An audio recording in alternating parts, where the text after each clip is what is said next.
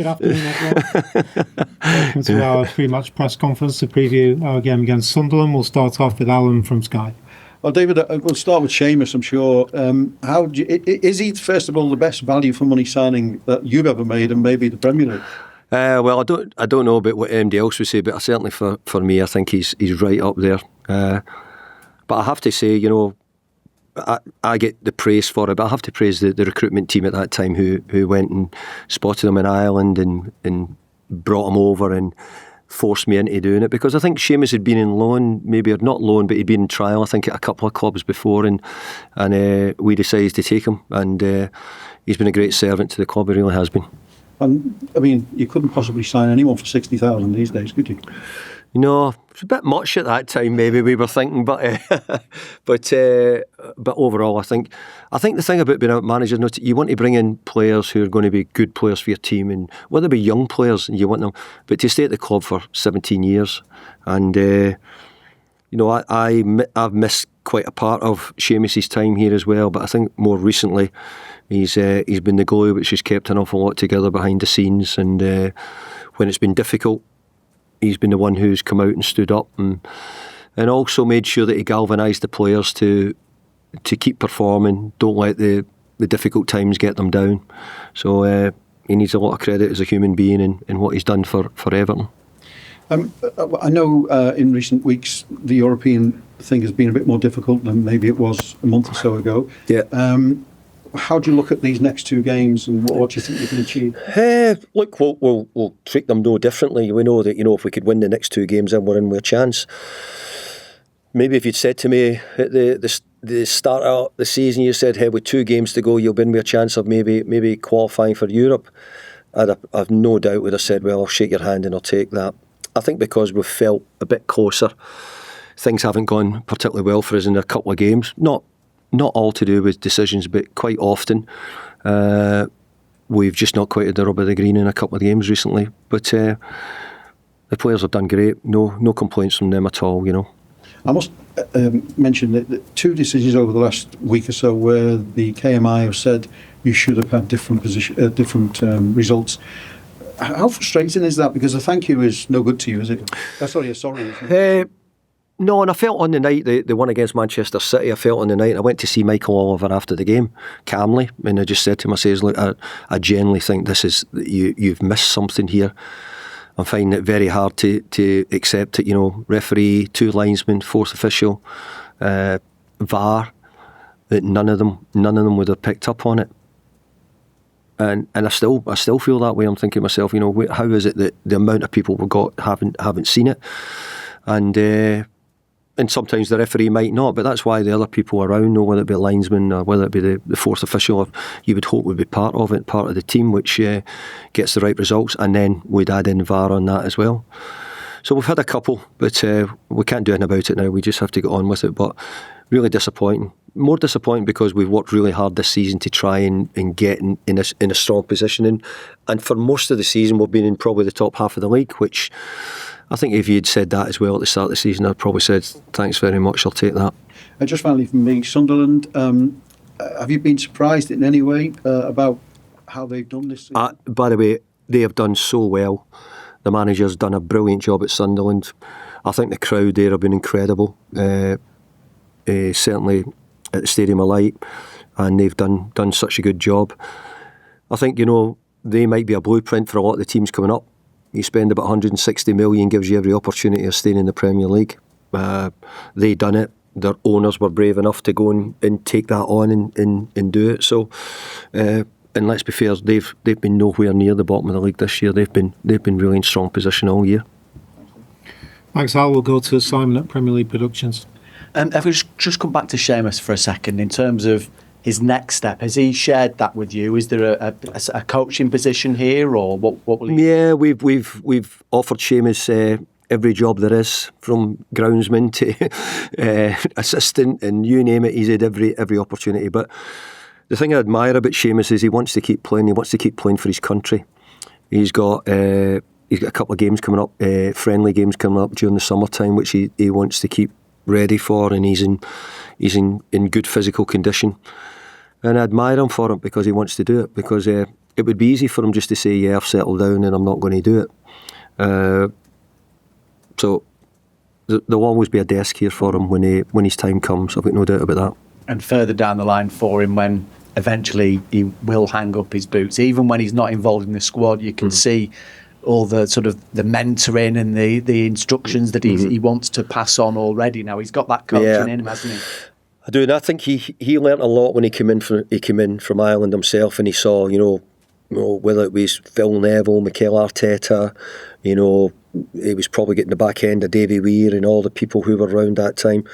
The culture in the club then was what we want it to be, and Seamus has tried to keep driving that on all the time, and demanding of the players, demanding of how they perform, how they train, how they sort of interact with the supporters, etc. So I think there should always be a place here for Séamus Coleman, and I'm sure there will be. And it would be great for the young players as well, because we want to keep that. We want to keep Séamus's culture and Everton's culture behind the scenes going.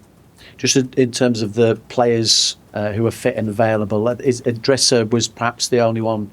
No, Idrissa's not fit for the game. So, and obviously Jarrad Branthwaite's still out as well. So what does that mean for Idrissa going forward? He's to play next game?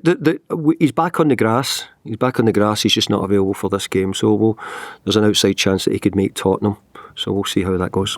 And just another one on Sunderland again, if I may, obviously with you being the manager there. How do you look back at your time there and probably the time of Sunderland at the time? It's a very different Sunderland then to the one now. Absolutely, Ned. Look, I'll always remain disappointed that that I got relegated that year. It's only the only year I've had in my football career where that's happened. So disappointments, but I think there was lots of different situations. It was quite difficult at the time, etc.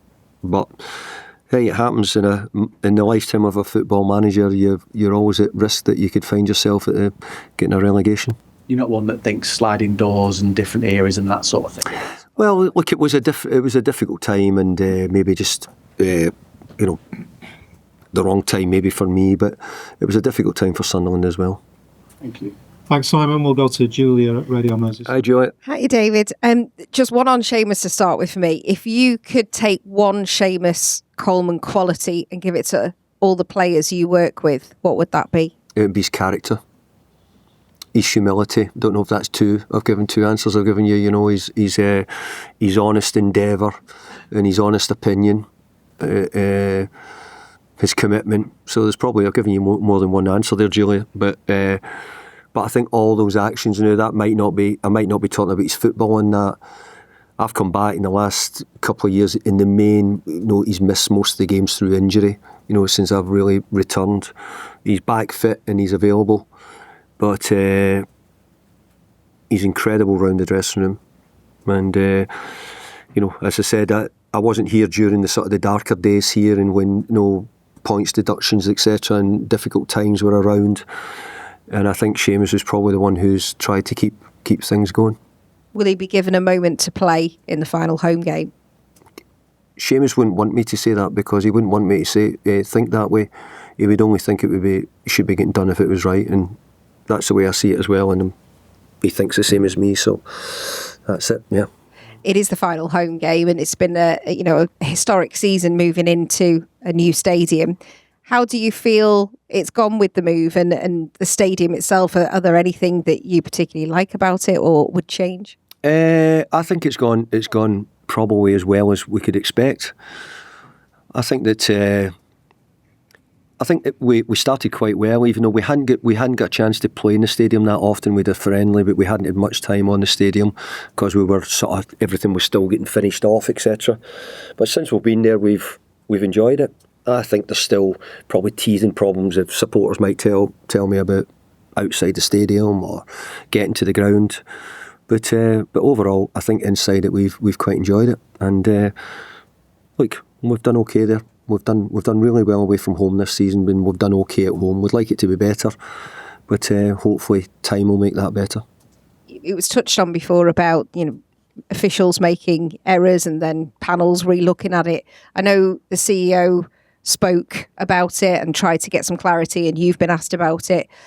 Can you see in the summer maybe something bigger with every club getting involved? Because it's not just Everton, is it, that's now impacted by some of these decisions that they found different? Look, the first thing I was going to say, Julie, I'm not really that bothered about the other clubs, to tell you the truth. But I am bothered because I think if the decisions were getting wrong, then it would be badly done.